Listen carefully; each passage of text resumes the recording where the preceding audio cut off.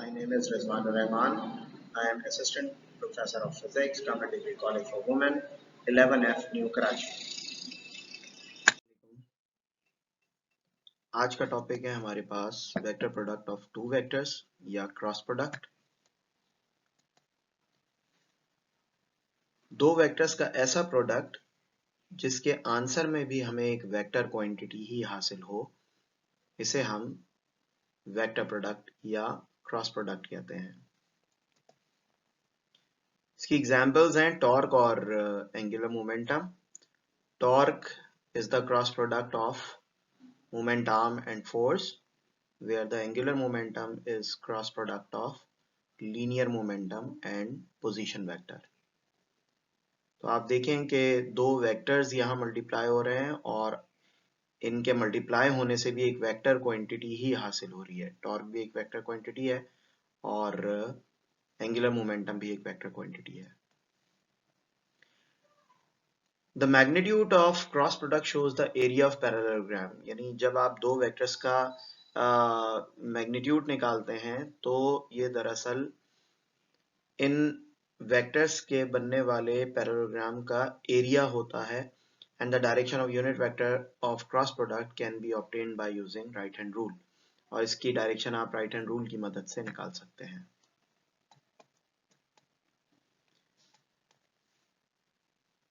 ए cross B हमेशा एक vector quantity देगा हमें, और ये क्लोज फॉर्म है। इसको जब हम ओपन करते हैं तो ये बनेगा A B sine theta dot N cap, where N cap is the direction of A cross B.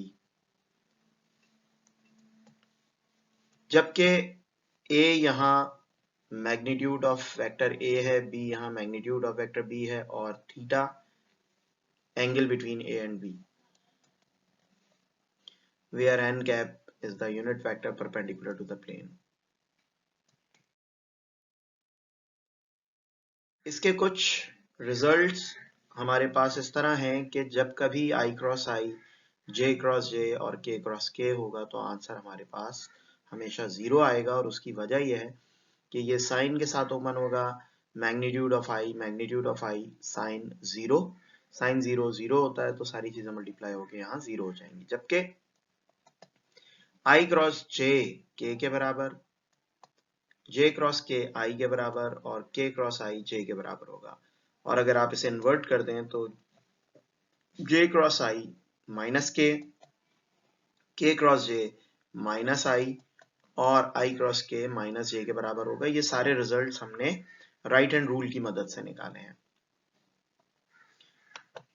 यानी अगर आप इसको इस तरह देखें कि i यानी अलोंग x एक्सिस और j यानी अलोंग y एक्सिस,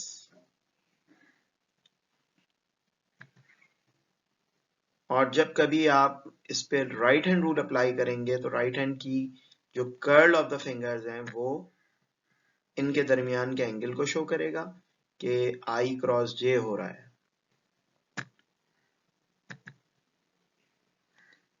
और थंब ऑफ राइट हैंड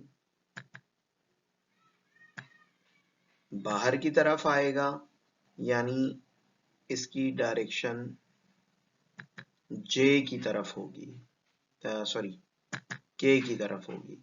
यानी i क्रॉस j हमेशा आपको k देगा। इसी तरह आप बाकी तमाम क्रॉस प्रोडक्ट भी राइट हैंड रूल से निकाल सकते हैं।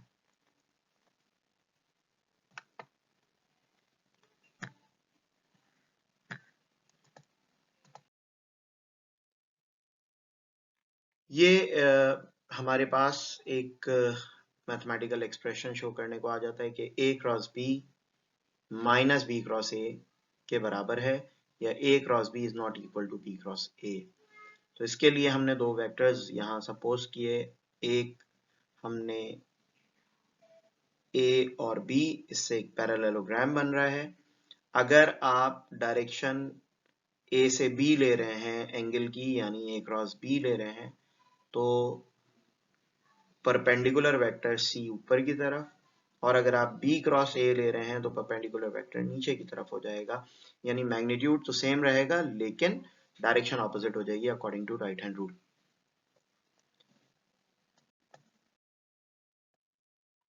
तो फिगर ए के मुताबिक क्योंकि आप a से b एंगल मेजर कर रहे हैं तो a क्रॉस b c है, इसे इक्वेशन 1 कह दिया। और फिगर 2 के मुताबिक या फिगर बी के मुताबिक आप b से a की तरफ एंगल ले रहे हैं तो ये b cross a equals to minus C हो जाएगा। अगर हम बोथ साइड से -1 से मल्टीप्लाई कर दें तो it becomes minus B cross a equals to C, इसे इक्वेशन 2 कह दिया। इक्वेशन 1 और इक्वेशन 2 c के बराबर हैं तो इसे हम कंपेयर कर सकते हैं। Comparing equation 1 and equation 2, a cross b equals to minus B cross a, तो एक तो ये बात प्रूव हो गई। अगर हम नेग्लेक्ट कर दें नेगेटिव साइन तो ऑब्वियसली नेगेटिव साइन के साथ ये बराबर है। अगर नेगेटिव साइन हम नेग्लेक्ट करेंगे तो a cross b is not equal to b cross a हो जाएगा। तो ये दोनों बातें प्रूव हो गई और इससे कंक्लूजन ये बनता है कि according to above expression the cross product of two vector does not obey the commutative property.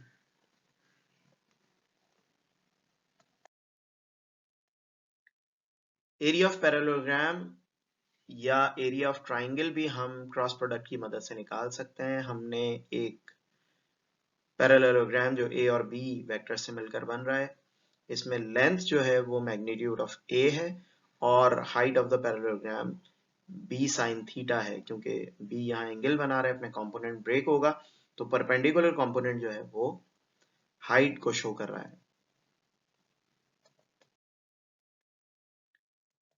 हमें पता है कि area of parallelogram length into height या किसी भी दो डायमेंशन के प्रोडक्ट के बराबर होता है। तो यहाँ लेंथ और हाइट गिवन है तो लेंथ को हम हाइट से मल्टीप्लाई करें तो एरिया ऑफ पैरेललोग्राम आ जाएगा।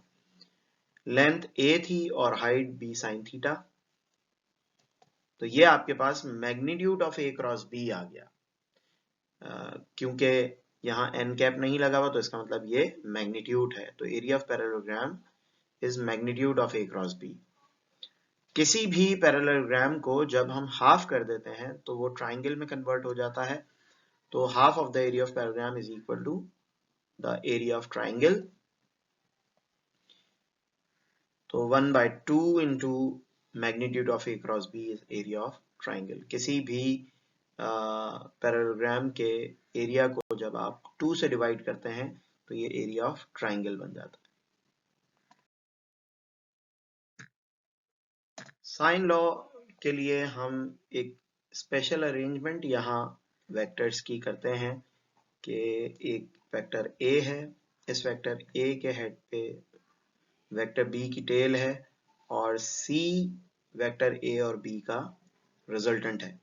जबकि एंगल्स को हमने इस तरह रखना है कि a के ऑपोजिट अल्फा एंगल, b के ऑपोजिट बीटा और c के opposite gamma angle.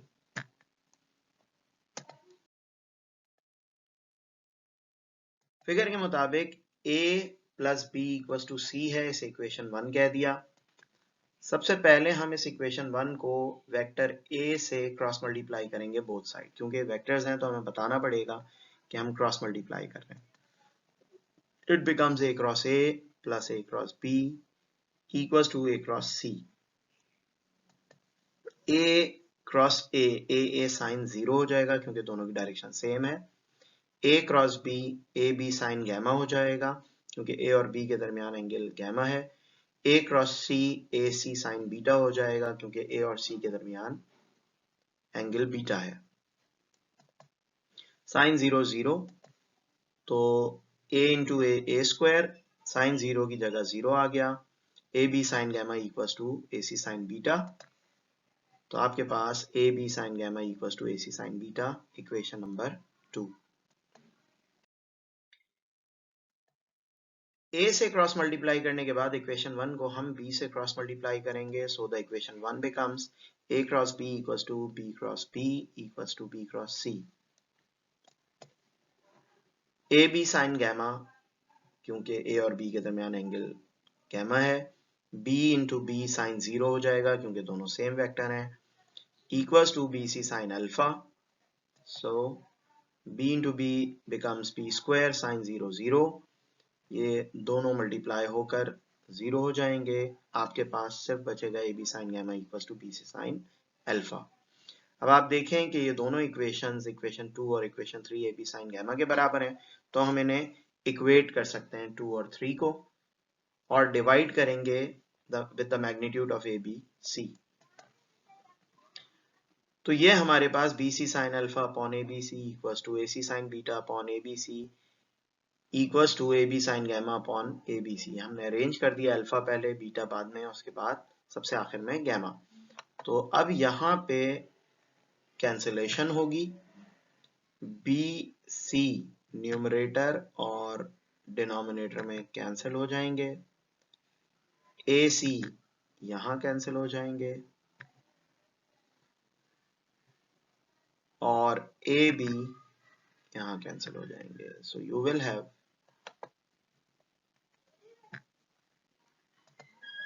Sign alpha upon A equal to sine beta upon B equal to sine gamma upon C. तो ये जनाब हमारे पास साइन लॉ है, और इसके साथ ही हमारे पास ये टॉपिक कंप्लीट हुआ। अब इससे रिलेटेड न्यूमेरिकल हम इंशाल्लाह नेक्स्ट वीडियो में देखेंगे।